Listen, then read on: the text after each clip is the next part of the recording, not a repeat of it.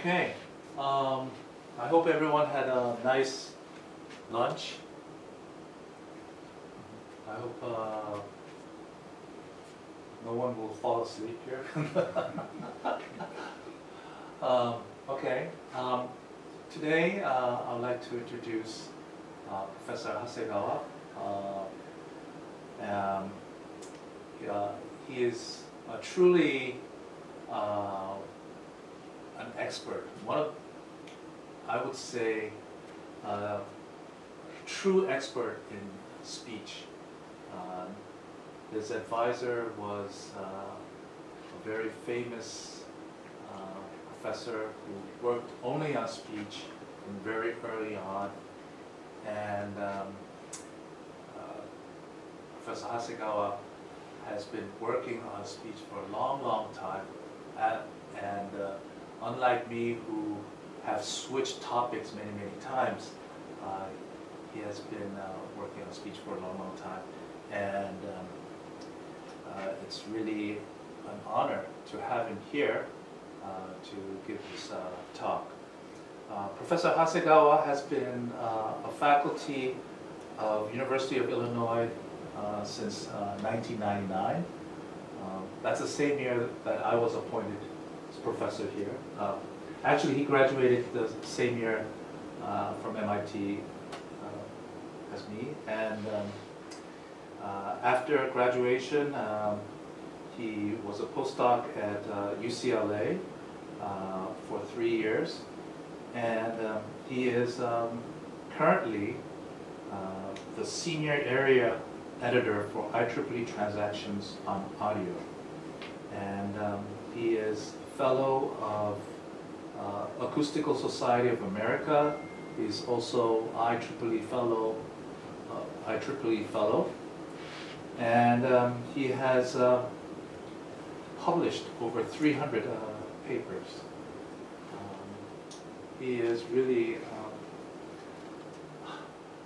I don't know anybody who is more knowledgeable in speech than the speaker today. So it's really a great honor to have him here and give this talk. Please welcome him with a warm applause. Thank you. Thank you, Professor Yu. So I'm going to be talking today. By the way, I welcome questions. If there's anything that you don't understand during the talk, please let me know, either during the talk or at the end, and we can go through that. I'm going to be covering today actually this is the area of self-supervised learning is an area that really my group has got into fairly recently. This is an area of research that was really active, I think, at places like McGill University and at some of the companies in the United States. And it recently has had just spectacular success in every area of natural language processing and recently in every area of speech processing. And so we've started to kind of use and extend methods for self-supervised learning, and so that will be really the focus for this talk. My own research, the research for which I was named IEEE Fellow, is in cross-language speech technology, developing speech technology that is maybe developed on 14 languages and applied to a 15th, or is speech technology that's applicable regardless of the language that you're training and testing it in. And so that's been our focus with the self-supervised learning as well. I'm going to kind of divide this talk into 3 sections. The first section will be background. As I say, my group is fairly recent in getting into self-supervised learning, so I need to tell you a little bit about the work that's been done at other groups. The self-supervised pre-training was first developed. It was first developed at McGill, I think, and in France, but it was the first remarkably successful applications were at Meta in California. So I'll talk about some of their work in particular at the Facebook AI Research Lab. And the second two bullet points, the self-supervised pre-training for ASR, and then the second year, the next year, so the 2020 was self-supervised pre-training, 2021 it was applied to unsupervised automatic speech recognition. And that, even the phrase unsupervised automatic speech recognition, it requires some explanation, and so I will explain it. And then I'll talk about how we can, first of all, this is just sort of a practical experiment. How can we use that pre-training for non-Western languages? It turns out that the original Facebook paper was largely in the languages of the European Union, and so we wanted to find out what are the modifications that might be necessary for non-Western languages. And second, the last topic I want to talk about is unsupervised text-to-speech, where we took the ideas of unsupervised ASR and applied them to the task of synthesizing speech in a language for which you don't have any transcribed speech synthesis training corpus. All you have are texts and then separately audio. So let me explain some of those, some of the components of ASR. Here's the light slide, and then we'll start to get into the technology. So this is Amanda Gorman delivering her presentation at the presidential inauguration last year. This is part of her poem. And what an automatic speech recognizer tries to do is to take that oral presentation and turn it into text, so that anybody who wants to search for this information on the internet can easily find it, right? And so we take the input. You know, it used to be that we calculated all kinds of features from the input, but recently all of those features are now part of the neural network. And so the input is now a sampled audio waveform. We just take an audio waveform sampled at 44.1 thousand samples per second, and the goal is to generate as output a sequence of characters, a sequence of Unicode characters. And so all of the intervening steps have been gradually folded inside the neural network, so that the neural network looks something like this. We have at the bottom a convolutional feature encoder, where this waveform, the raw waveform samples, goes through a bank of bandpass filters, and all of those bandpass filters have trainable coefficients. There's one method called synconet, where these bandpass filters are parameterized.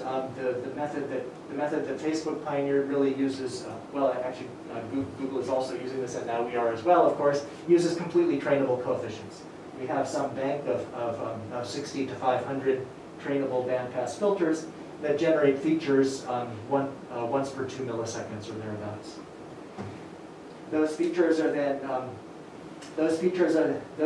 then go through several layers of convolutional encoding and convolutional downsampling and so on, and then we have a feature encoder, which is shown here by all of these arrows that are crossed over in 2 layers. And this is usually now, since 2015, this is usually now a transformer. Well, no, the transformer, yeah, in the past 2 or 3 years anyway, maybe not as long as ago as 2015. So the transformer is, for those of you who have not seen it, what the transformer does is it recomputes a representation at each time step by computing a weighted sum of all of the other time steps during the entire utterance. Right? So not just locally within plus or minus 50 milliseconds, the way a convolutional network would do, but over the entire utterance, 2 seconds long or 5 seconds long or however long it may be. And the key idea of the transformer is that in order to accumulate information from such a very long temporal context, we need to decide which sections of that waveform are relevant. And so the relevance is computed by this, what the original authors called this attention neural network. And the attention neural network basically computes a set of weights over the entire remainder of the utterance, such that we compute a weighted sum of, so V of z tau is the value of, is a transformation of the feature vector at time tau, and alpha of zt comma z tau calculates the degree to which the information from time tau should be weighted in order to calculate the output representation at time t. Right? Basically, we have this convolutional feature encoder, and then we have this transformer that computes context information, long-term context, and then that's all. Then we pass it through a softmax. The softmax gives us the probability of any one of the characters in the Unicode character set. Well, that's probably too large. We probably want to, the Unicode character set encodes billions of characters. We probably want to limit it to a few thousand. So we'll have a character set containing containing a set of a few thousand possible characters at any given step of the output, and we'll calculate the probability of generating any such character. In most of the representations that I'll talk about, we then do one more thing. We take these characters and compress them. So duplicates of the same character are eliminated, and after we eliminate duplicates of the same character, then we remove blanks. The blank is a special character that marks the break between consecutive characters. And in this way, it's possible to keep the same time steps as the input utterance right up until the point where we get to this sequence probability. This connectionist temporal classification, the sequence probability was invented in 2006 by Graves at University of Toronto, and was kind of an oddball piece of interesting science until it was demonstrated by Baidu in their deep speech algorithm in 2015 to be superior to hybrid neural network HMM systems.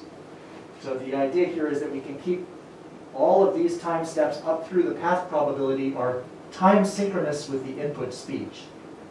One output for every input speech frame. And then finally we compress them to just the number of characters that should be in the output by using CTC. So this is not the only possible automatic speech recognizer, but this is maybe typical of some of the best speech recognition systems right now. There are many ways in which the feature encoder, the context encoder, the character probabilities, and the compression of time in order to calculate a sequence of characters. There are many ways in which each of those steps could be done. This is a particular method for doing that maybe is the most typical of what my lab does right now. The problem with this system, of course, is that things like the transformer require a tremendous amount of data to train. Right?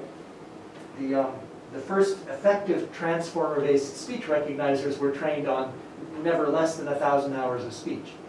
Right? So, and that's 1,000 hours of labeled speech. So the transformer first became effective when people started routinely using the LibreSpeech corpus. LibreSpeech is 960 hours of cleanly articulated speech, specifically a speech that's been extracted from audiobooks. And so the people who speak this are trained audiobook narrators producing clean read speech in English. And 1,000 hours is big for a labeled corpus. It's hard to find, even if you're just extracting from audiobooks, it's hard to get much larger than 1,000 hours while still guaranteeing the quality. But if you don't care about quality, if in fact you don't even care whether there's text available, then it's trivial to find 10,000 hours or 40,000 hours or even 100,000 hours. There's a corpus called People's Speech, which is about 100,000 hours. It's a terabyte of data, right? So if we don't care about the transcription, then we can get as much audio as we want, as much as 100,000 hours. And so the question arose in the mid-2010s, the question arose, can we make use of all of that unlabeled audio in order to improve the performance for labeled speech recognition? And the proposal looks something like this. It says we should try to learn that feature encoder, the lowest level, the CNN at the bottom here. This CNN should learn some kind of representation that gives us as much information as possible about what kind of phoneme is being produced at that time, right? And so the way that they propose to do this is by quantizing it. We want to produce some kind of quantization, and it turns out that just k-means quantization works really well. We want to produce some kind of quantization such that the quantized form from that feature encoder is constant for about 50 to 100 milliseconds, just like a phoneme would be.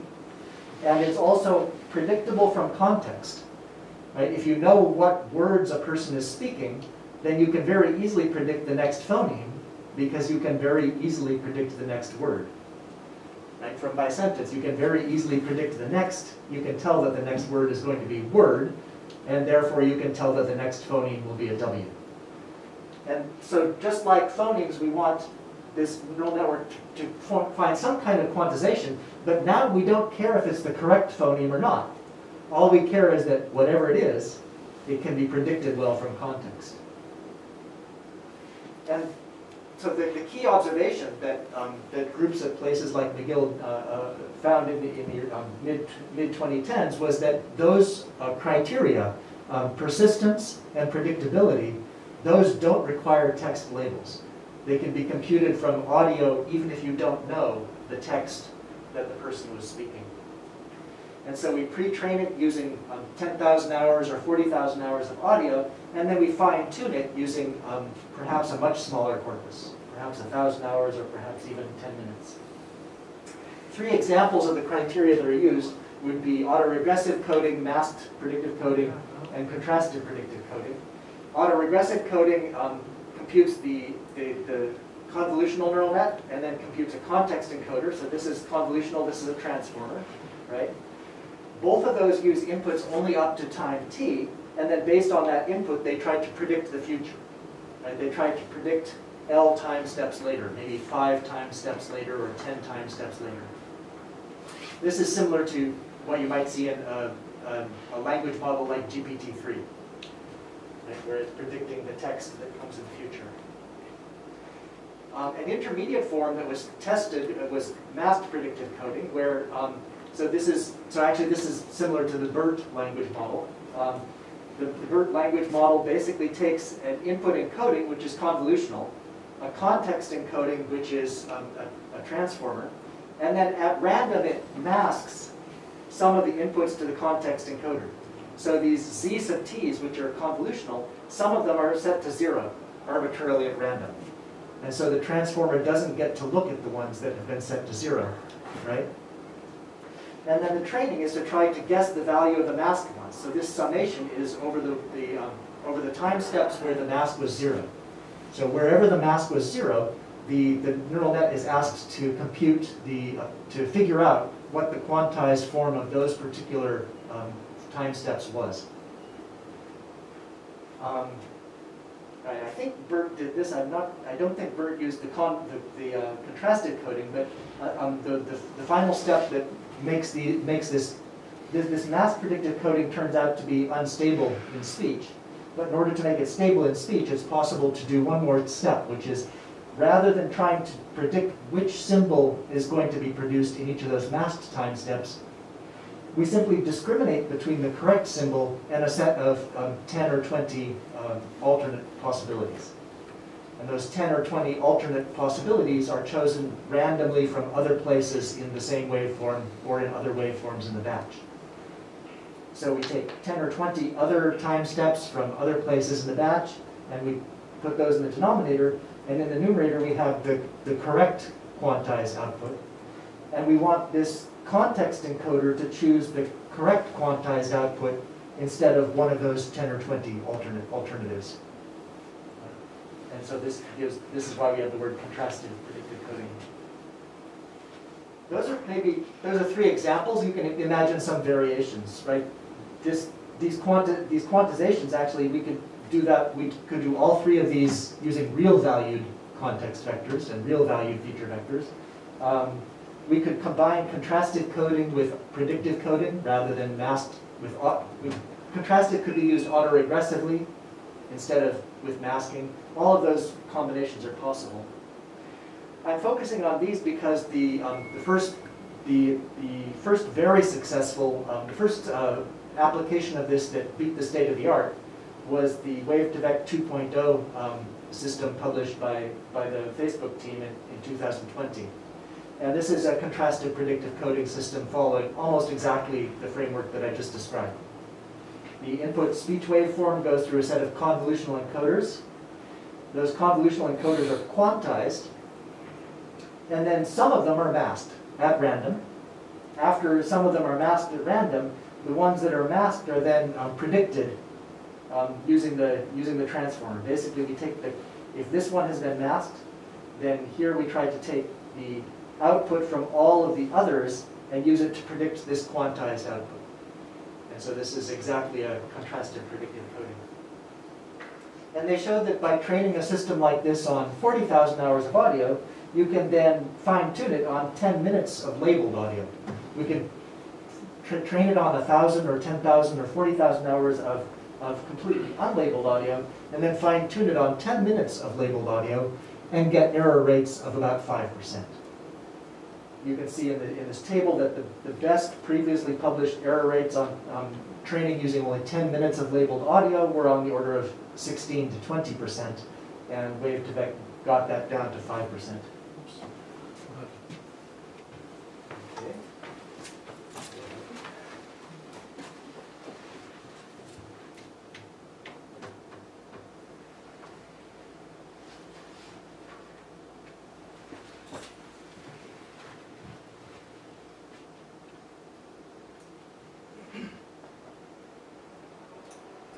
While it's rebooting, why do you want to quantize it? So yeah, that's a good question. So the quantization, you don't necessarily need to quantize it, right? But the intuition, so there's two answers. One is because in the experiments it worked better. And the Wave2Vec paper actually did the experiments. They compared quantized versus unquantized and found that quantized worked better. But there is some intuition. The intuition is that by quantizing it, you make it more like a phoneme. Right, so if it's unquantized, then you're just trying to predict the real valued speech features, like maybe those are the features that you have in the auditory brainstem. But if you quantize it, then you make it more linguistic. And then the thing that you're trying to predict is more like the symbols that people use to form words. And what are the dimensions that are we talking about? How many quantized states, and what is the input, the dimension of the input? Yeah, good. Yeah, great. I think the vectors are usually on the order of 1,000 dimensions, and then they're usually I'd have to go back and look at the paper, but they typically tend to be somewhere between 256 and like 4096 or something like that, but typically 1024. So it's much more than the phoneme, though. So the number of quantized symbols is more than the number of phonemes, but not that much. It's usually a few hundred, like maybe 300 or something like that. Yeah. Yeah, and actually, although it becomes more phoneme-like, it's still not perfectly phoneme-like. Typically, there might be 3 or 4 of those quantized symbols in a row for any given phoneme. So when one of the students that I'll be presenting his work today actually is now going through and doing byte pair encoding on those sequences of symbols, and finds that the byte pair codes wind up looking like phonemes. You take 2 or 3 of those symbols in a row that often occur together, you lump them into a single symbol, and it winds up looking like a phoneme. Okay. And the quantization is offline. You do it separately. You set up your quantized, or is it? Can you make it end-to-end so that? Yeah, it can be done either way. Actually, I think Wave2Vec actually did it online. I think using using the what do you call it? The something or other soft, the gimbal soft. Gimbal softmax. Right. But Hubert actually does it offline using k-means, and so there's another paper that came out the next year that got slightly better results using offline quantization. Oh, offline gave better results. Yeah. Okay. Their claim was that the reason is that it's simpler. That the Gumbel softmax requires an extra loss term in order to make sure that it doesn't collapse to just a single output symbol all the time. And the k-means quantization, that can be taken care of in other ways that are easier. Okay. So the general practice now will be to use offline quantized. Yes, you can take that off. Sorry. Yeah. So the general practice right now is to quantize it offline and then use that. Yeah. Yes, the best current results are doing offline quantization. The difference is not so large, so a lot of papers will do both and then compare the results, but I think in most of those papers the Hubert-style offline quantization is giving slightly better results. Okay. Oh, that's interesting. Okay. All right. I guess that works.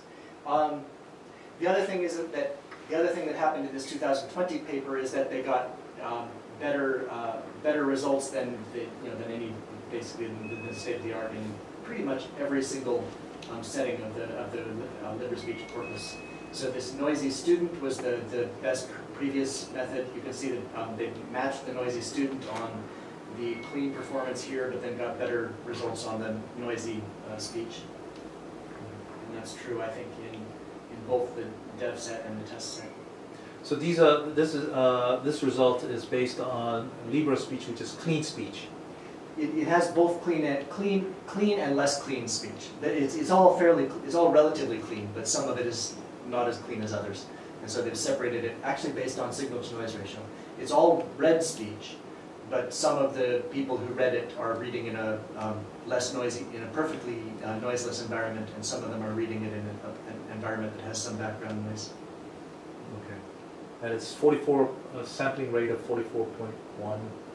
Is that, was it? That's a good question. I'm not sure if it's. It might be distributed at 16 kilohertz sampling rate, but I'm not sure. Okay. Yeah. I've gotten so used to software that just reads it in regardless of the sampling rate and changes it on the fly to whatever you want to. Oh, really? I don't remember offhand what this one is. Okay. The next step that I want to talk about is unsupervised ASR, and this was, oh, actually I guess it was the same year. This was the same group from Facebook basically took Wave to Vec over here and used that in order to do unsupervised speech recognition. So they did this method of first doing multilingual quantization. They quantize these representations using speech from several different languages, possibly as many as 53 different languages, and here's. So this is their largest recognizer, the one that I'm going to use in this talk, is called XLSR 53. XLSR meaning cross-language speech recognition, 53 meaning it had 53 languages in the training set, about 56,000 hours of data. And then if you fine-tune it on a single language, then across these languages that are in the training set, you get considerably better performance than monolingual training, where you're only pre-training it on one language, or than the previous state, quite a lot better than the previous state of the art. All right. It also is one of the first systems that can really effectively transfer cross-linguistically. So you can see that the previous state of the art had an average error rate, an average phoneme error rate of about 40%. If you tried to train it on 53 languages and then test it on a 54th. And they showed that by pre-training it on these 53 languages, and then fine-tuning it using a very small amount of data in the target language, that they can get that phone error rate down to 19% on average, where the target language was not part of this very large pre-training set, but they did have some small amount of data that could be fine-tuned in the target language. So we're focusing on, this slide is focused on the quantization. This slide is focused on sort of the cross-language transferability. So meaning you quantize based on multilingual, 53, quantization, right? Yeah, so this is 53 languages. 53. Yeah. And based on that quantization, you, I guess, add an extra one. Yep. And then you fine-tune that, and you got better performance, right? Yes. So this is, I guess, this is quantization. I mean, over different languages, right? Yeah. Multilingual. So, for example, one of the things that you could think of being surprising here is that the phonemes. Apparently, this means that the phonemes in Assamese and Swahili and Lao, all of those phonemes exist somewhere in the training corpus, right? Because the quantized form is trying to learn. It's not using training data that specifies the phonemes, but it only has examples of the speech sounds in the 53 training languages. And what this seems to mean is that all or almost all of the phonemes that exist in Lao, for example, almost all of those also exist somewhere in the 53 training languages. Right, and so it's able to learn representations that code those pretty well. Right, okay, so this one makes sense. Do we have any information about the pre-training set, where like balance of the data set, of the size of the data set among all the 53 languages? Are they balanced or like imbalanced? It was quite imbalanced actually. Yeah. Yeah. So that was like improving that even like could increase performance. Almost certainly improving the balance in the training set could improve performance. Yeah. Yeah, I should know how much training fine-tuning data was available in each of in the target language. So in Assamese, for example, when they do this fine-tuning, there is some amount of fine-tuning data, and I don't remember how much that was. I'm sorry, it's in the paper, but I can't remember if it was 10 minutes or 1,000 hours. I don't think it was 1,000 hours. Oh, it's probably 10 minutes. I think it's more right. Probably something like an hour or something, but I'm not sure. I see. Oh, and I guess that the person who was posed the question, when you do the fine-tuning, was that data balanced, or was it, if you the fine-tuning data is just that one language, and the fine-tuning data is supposed to be basically from the same data set that it's being tested on. So it's more like a standard supervised scenario where you would train on the fine-tuning data and then test on the testing data from the same corpus with the same data distribution. The only thing that makes this different from a standard supervised training is that the fine-tuning data is usually less in this situation than anything that would give you a good speech recognizer using a normal supervised setting. Yes, I understand that, but what the fine-tuning data set has to be complete, right? Though it has to contain all the phonemes in that language. There was no, I don't know, there wasn't any special checking for that. I Okay. think probably if it's missing, an hour, it probably has all the phonemes, but I'm not sure of that. Probably not all of the diphones, but all the I phonemes, see. I guess. Oh, okay. If it's only 10 minutes, it almost certainly doesn't include all the phonemes of that language. So it doesn't matter. That's what you suspect. What I suspect is that as long as you've got sort of a good enough representation of the phonemes in that language, and as long as all of the phonemes in that language also occur somewhere in the training data, that you can kind of adapt to deal with it. Okay. But I don't know of any careful study of that hypothesis. So where was this published? Is this? This one was, I think this one was NeurIPS, but I'm not sure. One of these two was NeurIPS and one was ICML, and I don't remember which.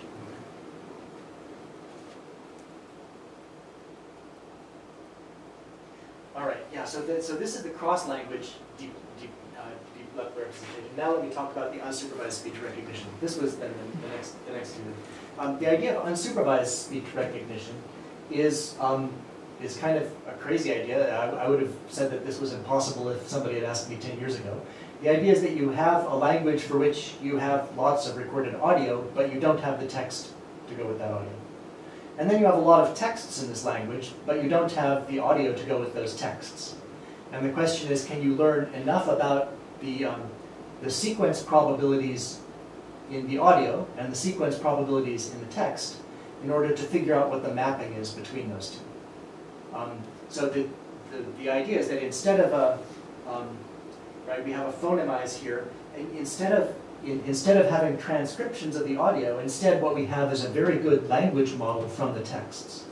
And that language, the representations that we learn here, where we take WaveToVec 2.0 to give us quantized feature vectors, and here they're going to k-means quantization, segmented into phoneme-like units, build a segment representation, and then basically take whatever these are integers of some kind, right, specifying which of the k-means centroids is chosen at each time step.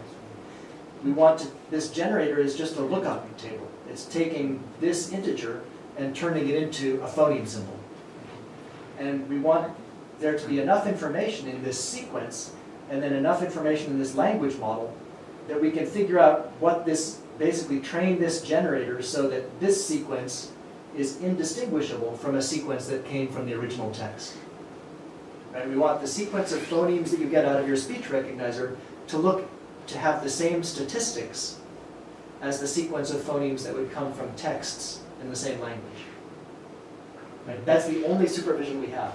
We don't know which particular audio goes with particular texts. All we know is the n-gram probability of any given sequence of phonemes. So these are the P1 through P4 are like the probabilities of each acoustics. Yeah, in these are actually IPA phoneme symbols. So those are actually consonant and vowel names. So the generator, in this lingo, the generator is actually a phoneme speech recognizer. It's taking everything up until this point is completely unsupervised. And then what the generator is doing is it's trying to map this sequence of integers into a sequence of consonant and vowel labels, such that this sequence of consonant and vowel labels is indistinguishable from this sequence of consonant and vowel labels. I see. And what the discriminator does is it basically calculates the n-gram probability of this sequence using an n-gram model that's trained using this data. Wow. And if you can tell the difference, then the discriminator tells the generator to train in order to reduce that difference. So you're training here the generator on the right-hand side? Yes. Yeah. Like all GANs, this one is kind of difficult to train because you have to train the generator and the discriminator at the same time. Right? As the generator gets better, then it starts to fool the discriminator, but then if you train the discriminator further, maybe it will learn to detect any remaining differences. And if you do that in the right schedule, then it converges, and if you do that in the wrong training schedule, then it diverges to some useless solution. And they got it to work? Yeah, yeah. Yeah, and we've gotten this to work using their code and using some of our own code, but it's very fragile. You know, often the experiments will wind up with nonsense results. Wow, it's amazing. It's hard to set the training schedule for these things. Leeming is actually kind of studying this problem right now. How do you can you use a theory to predict what a better training schedule is for this? But it's not so easy. So I don't understand this. So you have text, and to phonemize, is that probabilistic? I mean, yeah, that's it seems like it's deterministic. That one was not part of this paper. They just downloaded something to convert it to phonemes. And their reasoning for doing so was that these segment information are more like phonemes than they are like text characters.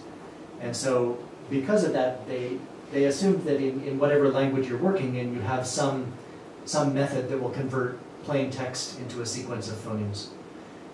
The one that they used, I think it was a neural net method, and I think it was trained on dictionaries in those languages. And I have to go back and look to see whether it was, actually graphing to phonemes is a strange subfield of natural language technology where neural nets still, even today, often don't outperform simple n-gram finite state models. And so I'm not sure whether the one that they used was finite state or neural net. So how many hours would it take? I mean, it would seem like you would need a lot of you need a lot of data. Yeah, this is actually this is one of those papers that started this habit of listing exactly how many GPU hours are necessary in the paper. But it was something on the order of 64 GPUs per month or something like that. 64 GPUs per month? Oh, wow. For a month, something like that. I'm not quite sure, but it was on that order. Kind of a lot. I mean, that's one advantage of doing an experiment like this at Facebook. Right? On step 3 and 4, so you get the representative vectors from the wave to X 2.0. Yes. And then you kind of group them to like segment the audio file back to the wave file, and then you build segments from the audio file, not from the representative vector. Yeah. Yes, that's correct. I think that, so one way that you could build these segment representations is just by averaging the wave to vec feature vectors over that entire segment. And I don't remember if that's what they did here or if they had an extra step. Even in the wave to vec 2.0 paper, they had a series of several iterations of recomputing the feature vectors from scratch and then using those to get a better segmentation and then recomputing feature vectors again. While training or inferencing?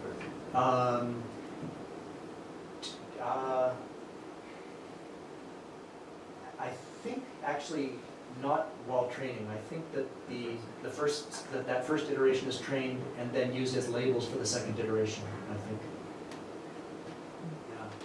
Yeah. Those are important details for making it work, and I think I've got some information, a little more information about that on the slides, but the paper has all the details.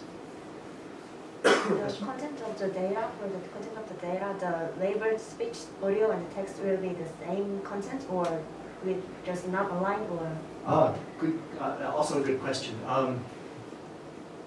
You get better results if the audio and the text are actually from exactly the same text materials, but it's also kind of cheating. And so if you read carefully in some papers, they will specify that they're from different sources. Jerome has actually been very careful about that. Whenever possible, he'll make sure that they're from different corpora. I think that this original paper did the same. In languages where it was possible to use different corpora, I think they used different corpora.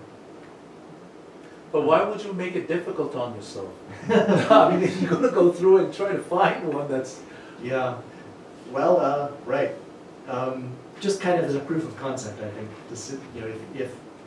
I mean, the idea is that if this audio is actually from exactly the same texts as these texts, then the discriminator's job becomes even harder in that situation, because you're just asking it to discriminate between, these phonemes, if you're doing it right, should be not just the same distribution, but actually exactly the same data.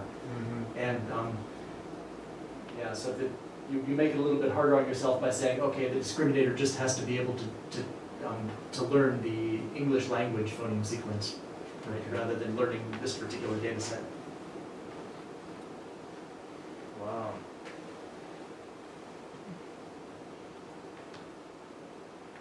Right, so here's some results anyway. Right, the difference between the second line and third line here is what you were talking about, the wave to vec U by itself, or the wave to vec U plus self-training. And the self-training is where you use the labels from this. So this system then is then used to provide labels of the audio data, which is then used to train a completely new hidden Markov model system as a phone recognizer. And then that completely new hidden Markov model phone recognizer is used to relabel the audio, which is then used to train another end-to-end neural network speech recognizer.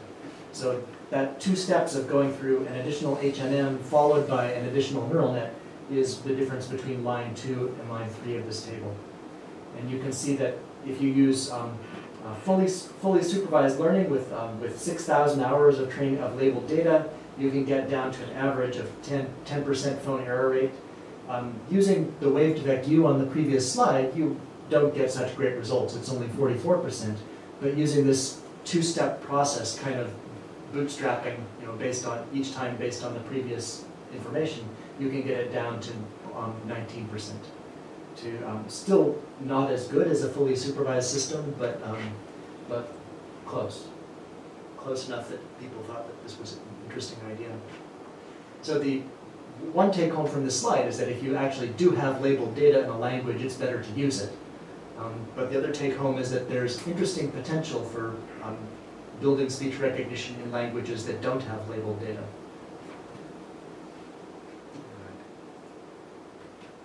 How many hours is this to get these results? Yeah, so what I have written in the table here is that this is just 6,000 hours of labeled data. So I think this is the pre-training, so where is it? This bubble is pre-trained on 56,000 hours. Okay. But then this generator and this discriminator are trained on 6,000 hours. I see. Only 6,000? 6,000 is still a lot. Right. Yeah, these two are trained on those 6,000 hours. I see.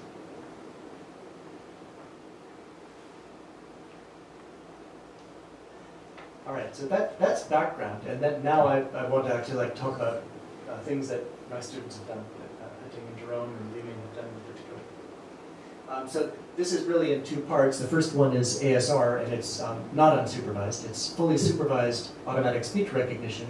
And really this is about comparing between multilingual and cross-lingual and monolingual pre-training.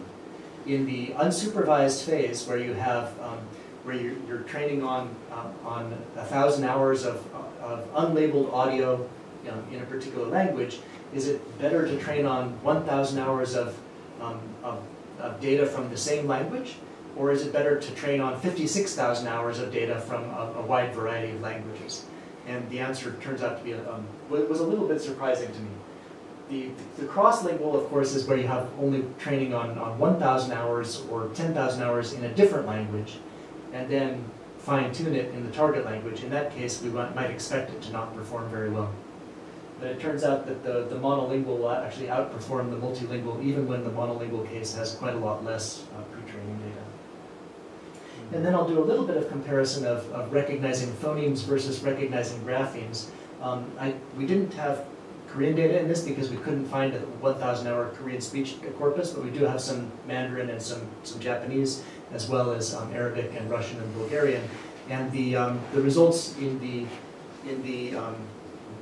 Eastern European languages versus the East Asian languages are quite different for reasons that are obvious after the fact, but weren't obvious before we ran the experiment. The last part of the talk, then I'll talk about unsupervised text-to-speech. But let me go ahead and start on this part first. So the experimental setup here was that we had Wave2Vec 2.0 in 3 settings. The cross-language setting was the open source English model distributed by Facebook, trained on 10,000 hours, I think, of unlabeled audio in English. The XLSR model was trained on 56,000 hours of data in 53 languages. And then we pre-trained a model using 1,000 hours of data in the same language that we would be performing the fine-tuning.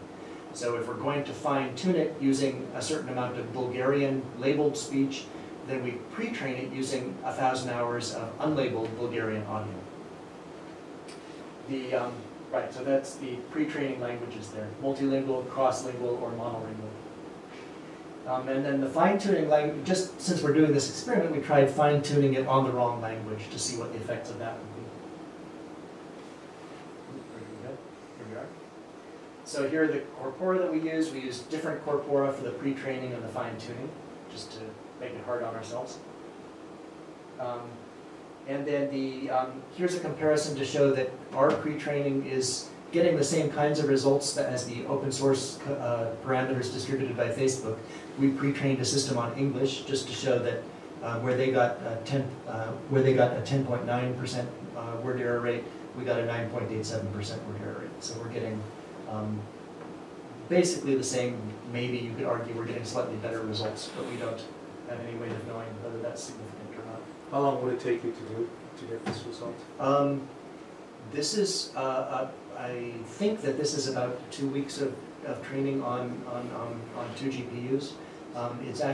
It was distributed on a campus cluster, so it ran, they were running these experiments over the course of about 2 months, but I think each one of these might be like 500 or 600 GPU hours. I'm not positive of that. I should at some point go back and count it.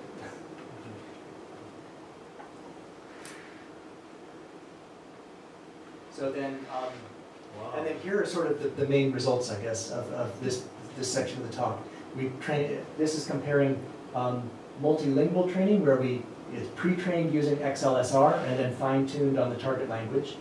Cross-lingual, where it's pre-trained using 10,000 hours of English, the open source distributed data set, and then fine-tuned on the target language. Or monolingual pre-training, where we did this pre-training using just 1,000 hours of unlabeled audio in the target language, and then fine-tuned it using typically a couple of hundred hours of audio, of labeled audio in the target language. And you can see that across almost all of them, actually, English, surprisingly, was one of the only languages that had better results with the multilingual pre-training than with the monolingual pre-training. Almost all of the other languages had better results if they were pre-trained monolingually rather than multilingually, even though the multilingual pre-training had 56 times as much data. So apparently the multilingual results here are better than multilingual results were previously, and yet we can still beat them if we have exactly matched pre-training audio. Basically, the conclusion here is that although these self-supervised learning methods work really, really well at transfer at compensating for train-test mismatch, train-test mismatch does still have some effect. If you can get pre-training audio that exactly matches the distribution of your target language, then you get slightly better results. And the difference is on the order of 1 percentage point across most of these languages.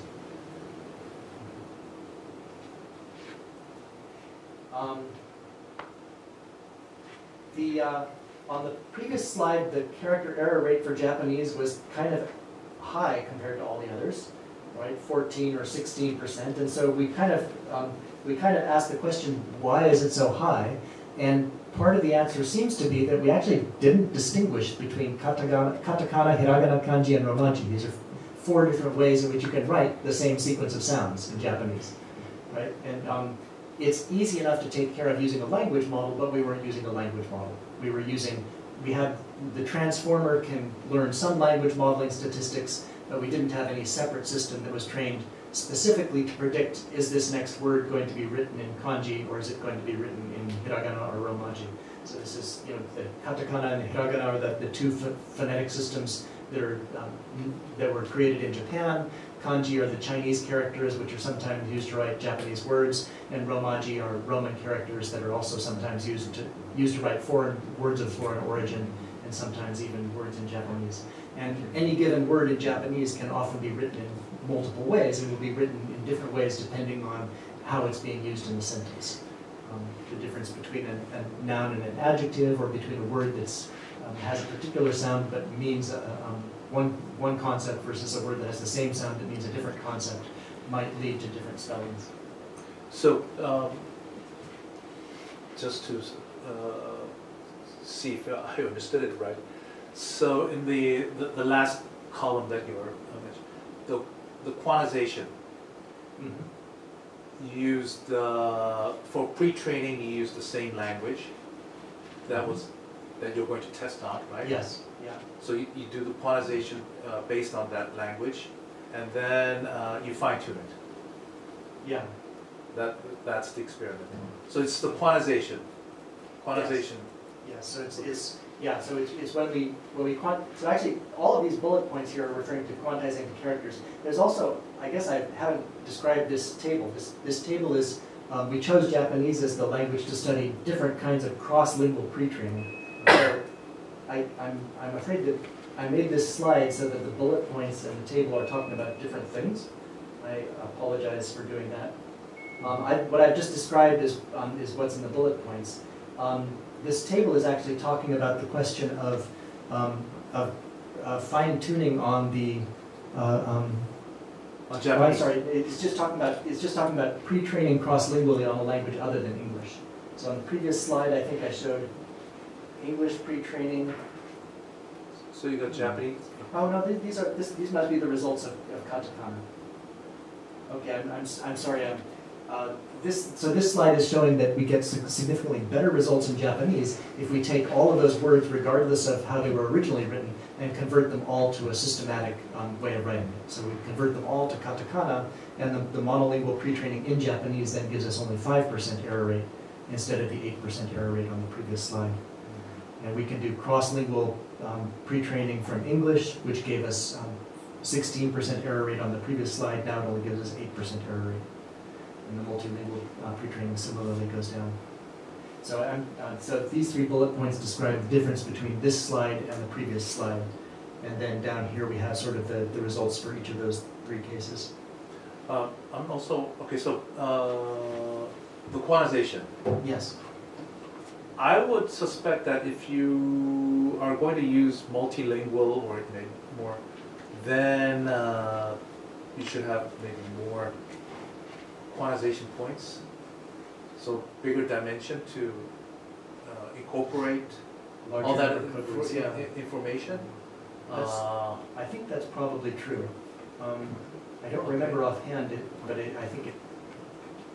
Yeah, I don't remember exactly how many code words we used in the English only versus XLSR. So, but I would suspect that all of the setting is probably the same, right? So that the dimension, the quantization, yeah. Yeah.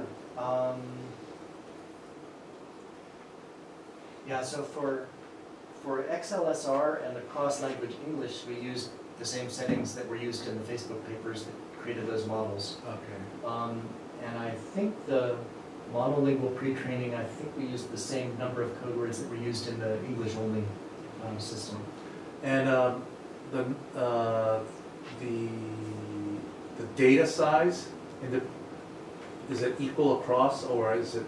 No, the data sizes are very different for different languages. Actually, that was the other point that I kind of skipped over quickly from this table. Was that actually the fine-tuning data set varies from 10 hours to 600 hours depending on the language, and the pre-training hour data set varies from 1,000 hours to 36,000 hours depending on the language. Okay, so the English you have A lot is more. a lot more, Yeah. Yeah. So you would tend to have better. Yeah. What is it? So yeah. The English should have sort of better. The English pre-training should be better than all of the others. Yeah. The fine-tuning you would think would be better for Japanese than all of the others, but Japanese had one of the smaller pre-training data sets.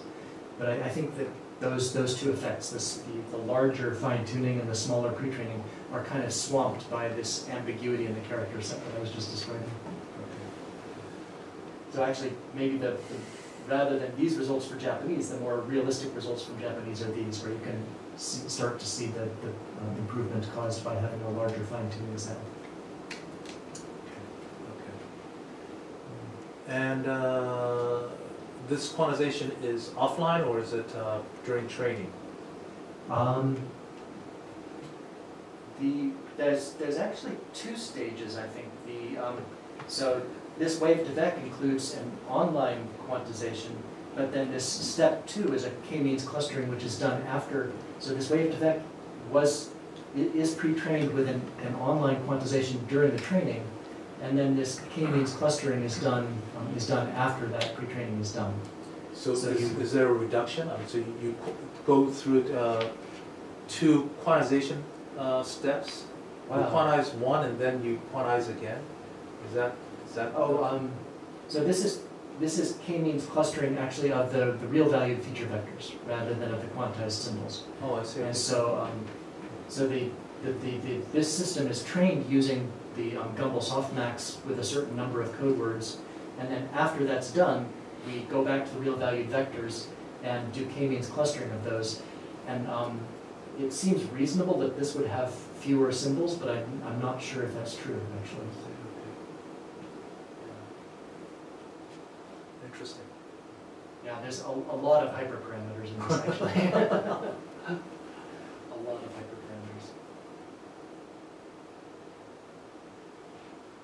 Now, to perform this experiment, you probably have to go through hell. I mean, it takes so long, and there's a lot of hyperparameters, and Yeah, so most of those hyperparameters we just set according to the Facebook paper, right? Let the people who can run 64 GPUs for a month, let them figure that out.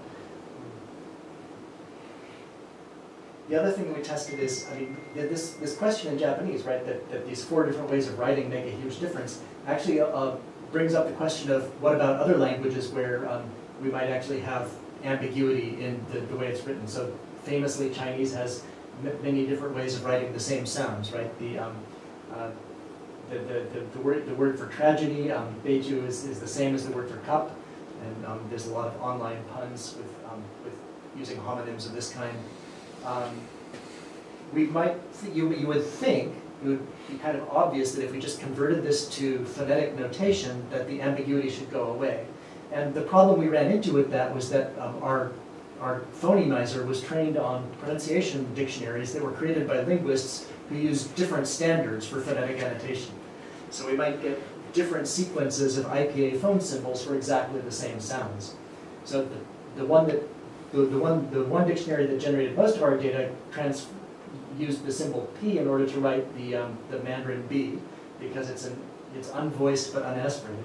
So we get Peichu, and then we can kind of get rid of the tone symbols and do IPA without tone, or we can just use Pinyin, which doesn't care. Pinyin doesn't care whether this is a P or a B. It just writes it in whatever the standard phonetic notation is that children are taught in school in China. And it turns out that converting it to phonemes does help, but using the phoneme notation that's tailored to the language helps even more. So if we look at Mandarin in particular, you can see that graphemes are better for almost every language, and phonemes are better for Japanese, probably because of that ambiguity. The IPA pronunciations are, so if you test it using characters versus testing it using IPA, the characters work better in Mandarin, but only a little bit better. But if we then go to specifically to Pinyin versus IPA, we find that writing it in Pinyin works a lot better than writing it in IPA. And this apparently is just because the Pinyin is consistent across, across all of the different components of the training corpus. The Pinyin is consistent, and the IPA might be different depending on which linguists transcribed which part of the corpus. So here are the results for Japanese, and then here are the different ways in which Mandarin can be encoded. Using International Phonetic Alphabet actually increases the error rate, but using Pinyin actually decreases the error rate. Wow, that's a huge difference. Yeah.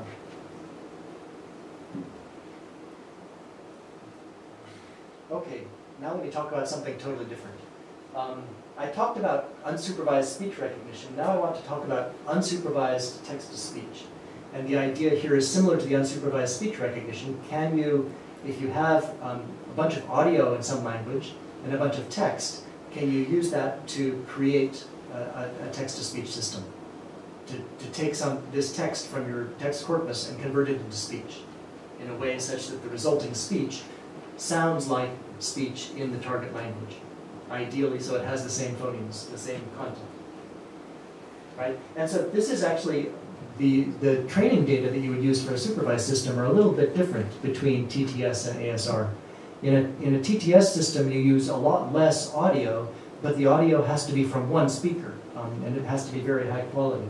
Typically, you'll have one speaker will sit in, over the course of several months, will read training texts covering about 30 hours of audio, right? And so if you have maybe 8 to 30 hours of audio from one speaker, that person has to be working really hard for a pretty long time. Then you have to carefully segment it so that you know exactly where the word boundaries are and ideally the phoneme boundaries.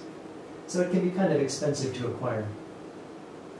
Siri, I think it's Susan Bennett. I don't know if you know. Oh, is that her name? Yeah. That's Susan Bennett. 80 hours, I think. Okay. So I think, yeah, she did it for about a month and for 4 weeks, and I think it was 80 hours.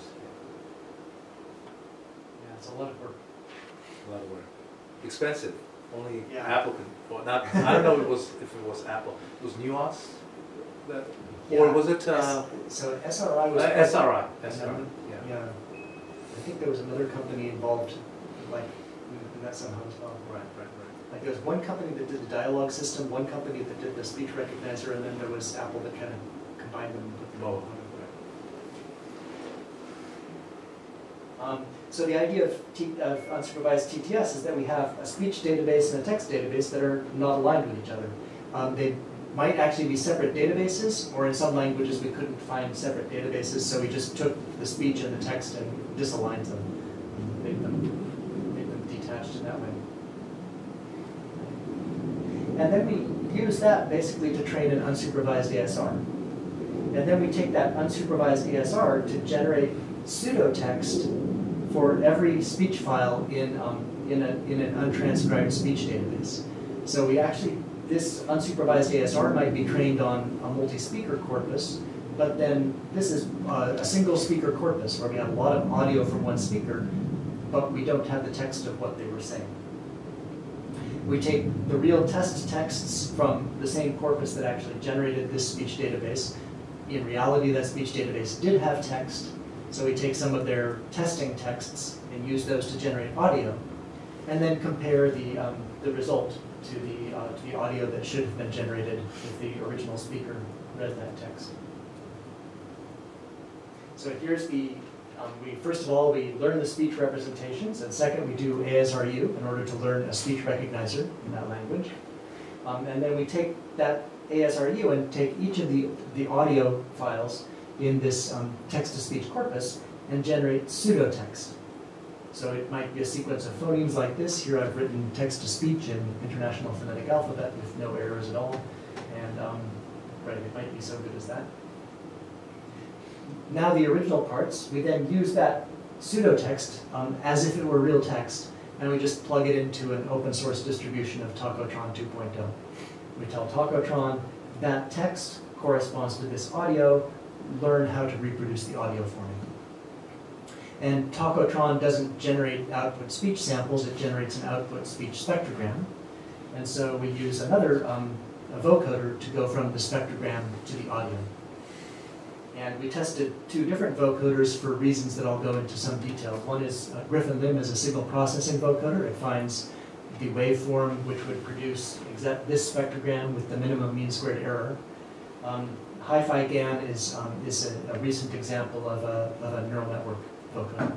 It learns how to go from the spectrogram to the waveform samples, learns that from training data. After it's trained, then we test it by putting in real text and generating a real speech waveform and calculating the signal-to-noise ratio. How similar is that to the waveform that should have been produced? The vocoder actually is an interesting question because the neural network gives much more realistic sounding speech.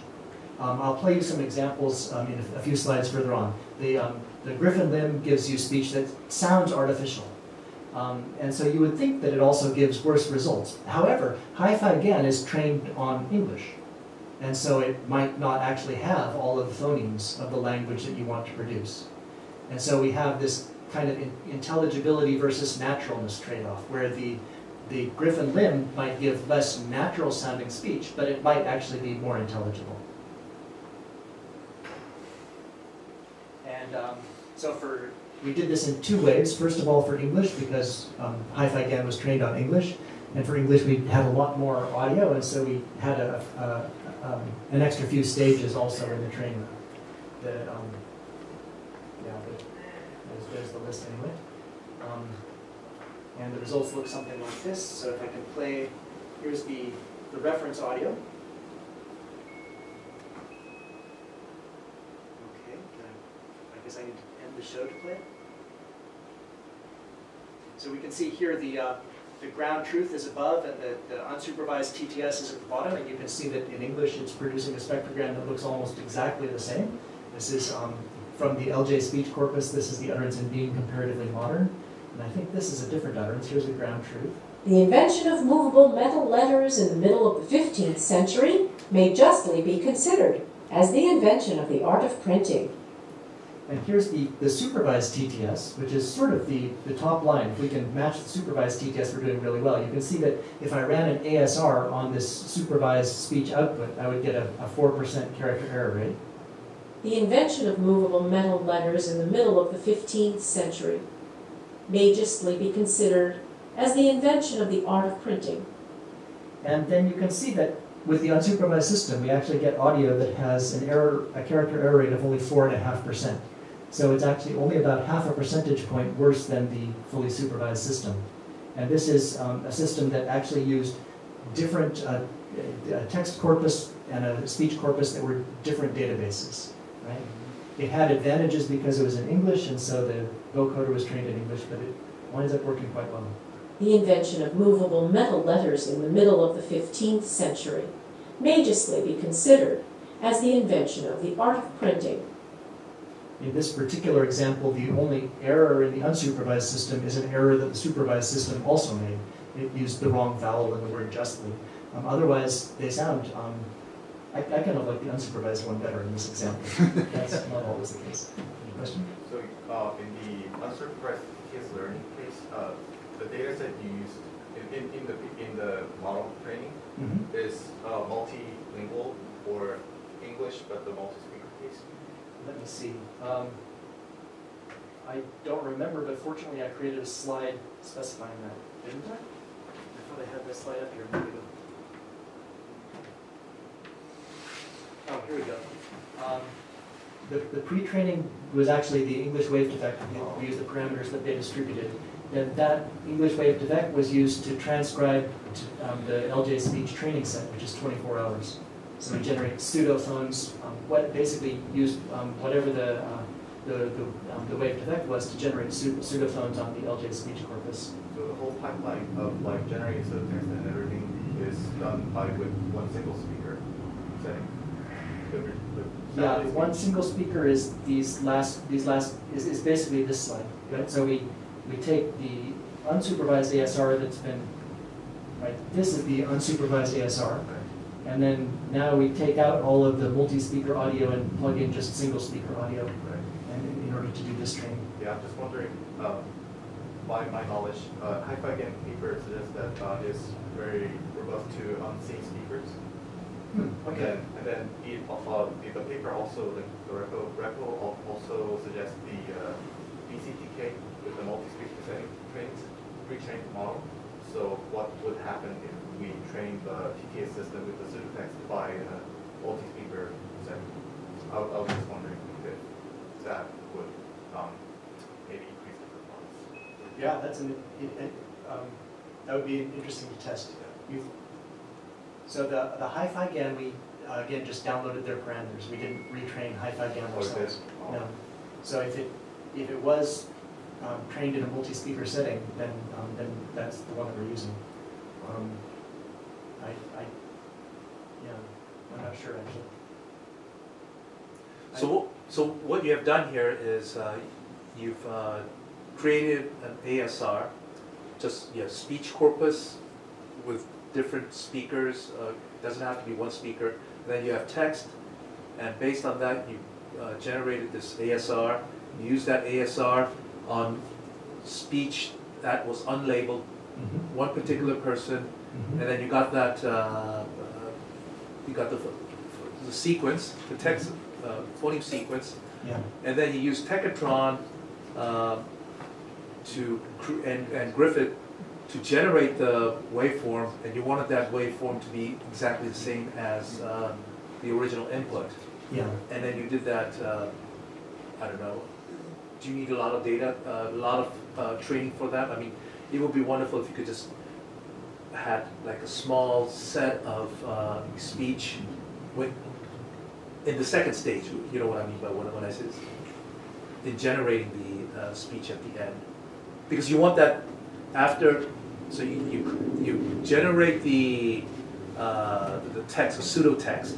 You generate a pseudo text, and then you send it through Tekatron, and then you Griff it, and then you get your waveform. You want that waveform to be, in the training, to be the same, similar to the original input. Yeah.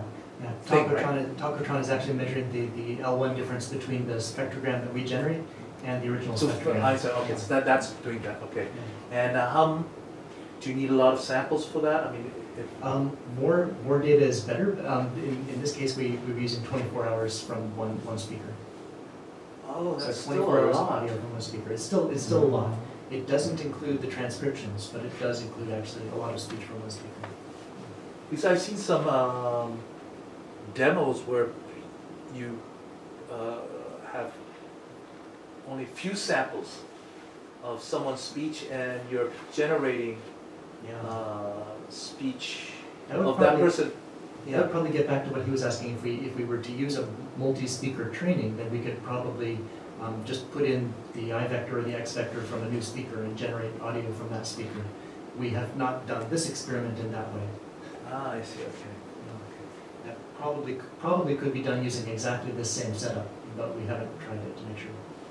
So there's another paper called Global Style Token that trains parallel with the Talkotron 1 and 2, or like and then it just the whole process is just creating like a n-dimensional single vector of speaker information like gender and everything, and you just concatenate with the hidden representation, and it just learns like really good.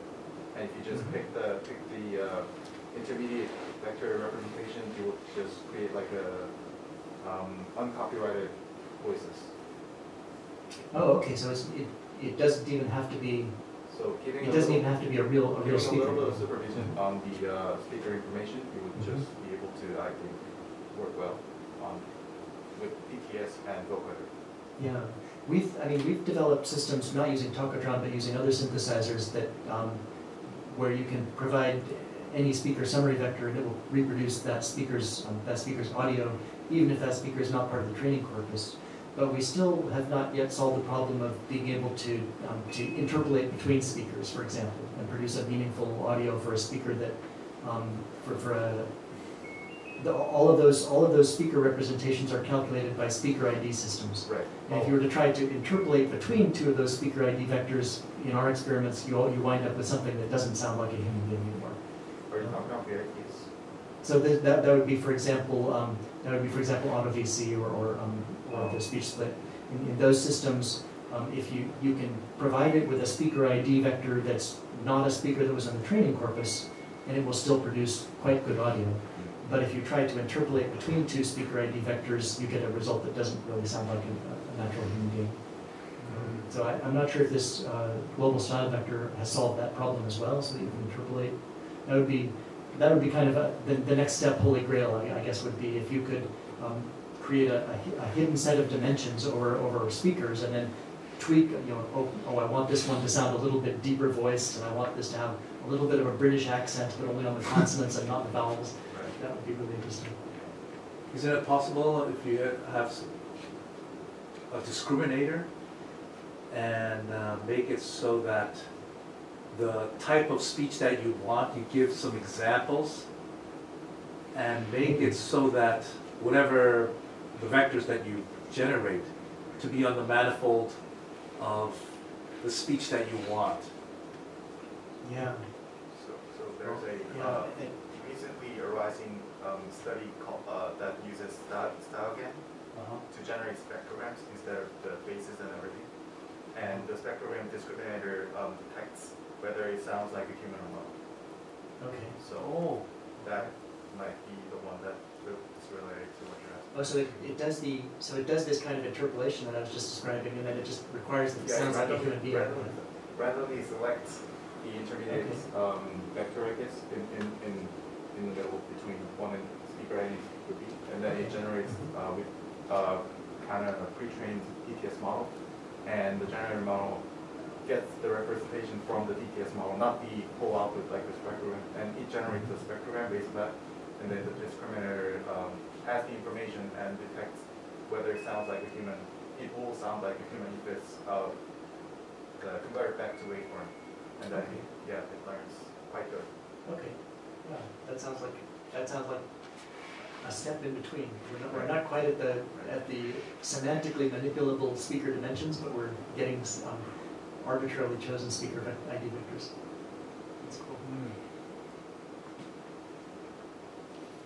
I was listening to Professor Han's talk, Han Song-ju, and their lab had something very similar to what you were saying. Anyways, okay. Well, the only thing I wanted to talk about finally was how well this transfers to other languages. None of these other languages had as much training data as English, and so they won't sound as good. All of them were using our ASRU was based on XLSR 53, so which is 56,000 hours from 53 languages, but biased toward English and other well-resourced languages. The speech data was also less. So we had 15 hours of data in each of these languages, all from the same speaker, but not recorded with quite as clean a recording quality as LJ's speech.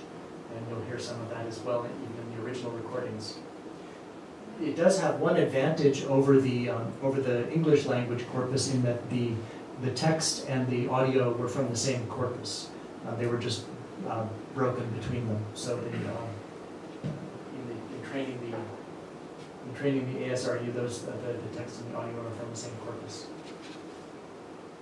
The methods are the same as the ASRU, except that, well, the best results I'll show you were obtained using Griffin Lim instead of Hi-Fi-GAN, and we used only one self-training step and not two.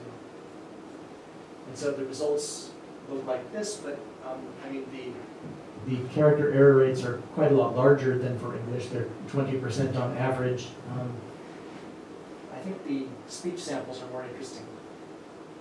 So in this case, using phonemes gives an improvement over using graphemes, as opposed to the ASR case. And this actually seems to hold fairly consistently across a lot of studies, that phonemes work better than graphemes for speech synthesis, but vice versa for speech recognition. And then here are some examples. Let me remind you what English sounds like, because it sounds so good. The invention of movable metal letters in the middle of the 15th century. And so here's the supervised text-to-speech. The invention of movable metal letters. Here's our text-to-speech. The invention of movable metal letters in the middle of the 15th. And then using exactly the same synthesis settings, but using the Griffin-Lim vocoder instead of hi-fi GAN, we get results that sound like this for supervised.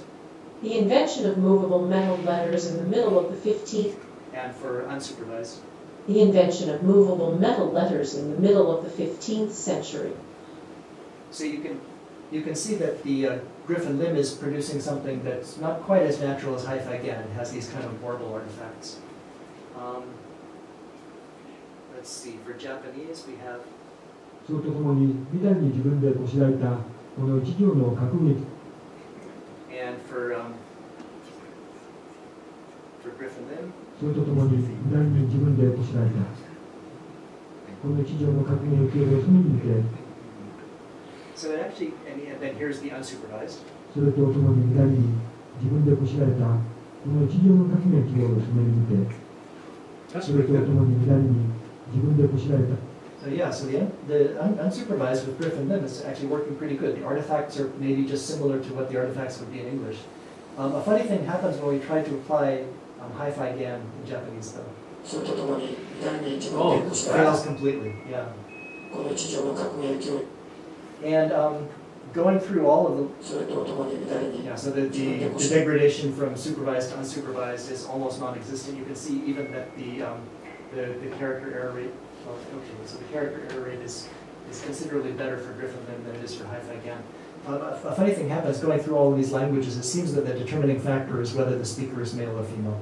It seems that hi-fi GAN is working well for the male speakers, working well for the high-pitched female speakers, and not working well for the low-pitched female speakers. So in Hungarian, for example, the speaker is a high-pitched female. Nagyságos uram, felállta a pap, a kezében tart. And in this language, Griffin-Lim works just, hi-fi GAN works just fine. Nagyságos uram, felállta, a pap a kezében tartva, a süvegét az égből. But it's a different person. Az a legkisebb van. Well, yeah, he wasn't trained to be a different person. Nagyságos uram. You're right, it does sound like a different person. Interesting. Nagyságos uram, felállta, a pap a kezében tartva. So that's the only one besides English where we actually got better results from the hi-fi GAN. One of these others is also female. I think it might be German, but it's a much lower pitched female, and then the others were all male speakers. Der Prinz hat seinen Freund lange angesehen, aber nicht geweint, sagen die Leute. And then here's the hi-fi GAN for that. Der Prinz hat seinen Freund lange gesehen, aber nicht geweint, sagen die Leute. You're right, it does sound like it's a different person. I wonder if it's just trying to raise the pitch to better match somebody that was in the trained distribution. You said that you just used the hi-fi GAN not trained for your data, right? I believe that's true, yeah. Now I'm wondering actually if we actually retrained it using LJ speech. That would explain this result. The author suggests they have it in the pre-training data for the multi-speaker setting, and the one that I am using right now is also a multi-speaker setting, V1, the largest one, and that covers the male speeches a lot better. Okay. As in my experiences. Okay. So that should be worth trying. That might be the issue then. Yeah. Okay. And then the reason why the female speakers are good is because LJ speech is in female speech. LJ speech is high-pitched female speaker. Yes, one one particular. to the female speeches. Yeah, that might be what's going on. I didn't remember that we retrained hi-fi GAN, but that would explain this particular result. So could you say that again? So what did you do? Hi-fi GAN? So the vocoder hi-fi GAN, what he's saying is that the one that's distributed is actually a multi-speaker synthesizer, that vocoder that would work well for, that includes male speakers in its training corpus.